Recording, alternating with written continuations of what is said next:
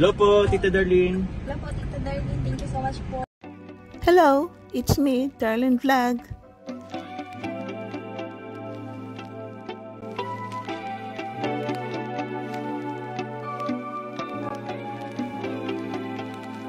Ito sa Kalingap, maraming napabahayan, marami ring hindi pa napabahayan dahil nga po, ang programa ng Kalingap, inuuna yung very needed na bahay at saka po kung sino po yung may mga sponsor. Ito sa mga Kalingap Angel, ang hindi pa napabahayan sa batch 1 ay si Eden.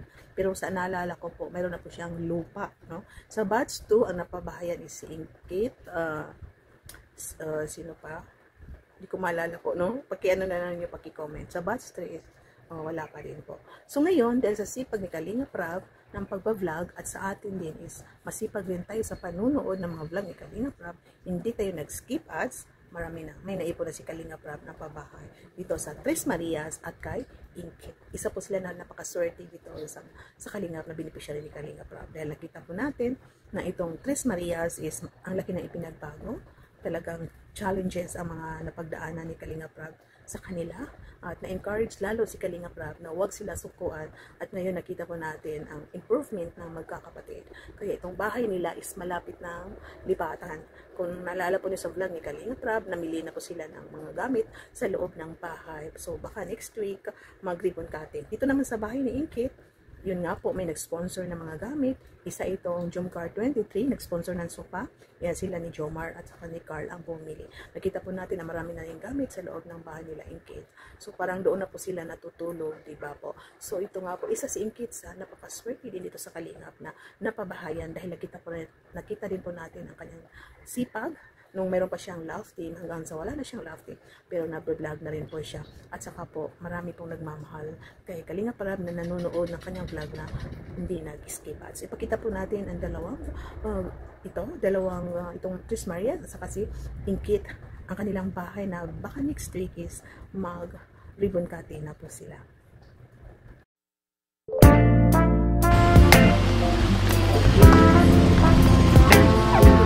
Okay! Siya ko muna para sa'yo. Ayan po. Grabe pati si Sir Olive. Maraming salamat kay... Pagkalaman ko, kulang pala ang upload natin. Grabe na ilang ba? Iba ka talaga bro! Iba si Lord! Iba si Lord pag gumawa. Oo. Ano lang tayo? Instrumento. Diba? Amir! Ano yung kini? Kumusta? Ayos lang po po yun. Ha? Masaya po at nakatapos kami po. Akala ko mas... Huwag na natin ito lagay sa ano at huwag natin sa plastic. Para di magdumi. Pwede na ako malabas. Mga pala, lutuan. 1,000 lang. Pero ano, dalawa lang. Para dito na tayo palagi. Kaya baka naman ha. Hindi ba yan, Kate? Balit sa kayo. Ayun, ito. Ay, para maharap. Hindi lang yan kasi malawak naman eh. Malawak naman. Hindi, nalimutan natin.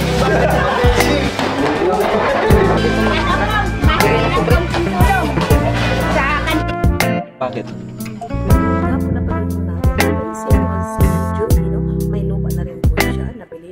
Sa likod ng bahay. Parang wala pa po sila ng mga lupa sila.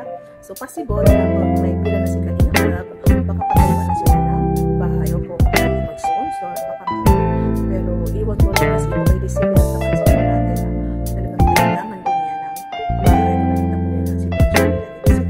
Pero marami po sila na nakalain. So hindi po kay Kalingap Rab kung sino po ng pagpapalay sa super ng pata. Tuloy-tuloy po talaga ng mga vlog ni Kalingap Rab. Para po tuloy na po support sa lahat sa mga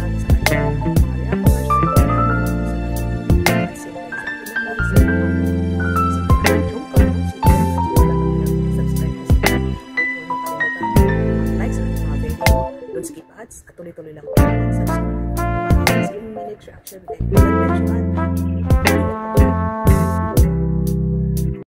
Mga Kalingap, suportahan natin Darlene Vlogs YouTube channel. Please subscribe. Mga karaba, mga kalingap, mga kajoker atin ang samahan. Reactor na maaasahan, siya si Darlen Vlog. Sa Kalingap Radyo Balitaan, atin siyang nasisilayan. Mabuti na kaibigan, solidong kalingap niya. Siya ay matulungin sa kapwa, mga reaksyon niya'y kahanga-hanga. Siya si Darlen Vlog, samahan natin. Mga kalingap, halika na't samahan natin siya. Darlen Vlog sa kanyang channel, samahan natin siya.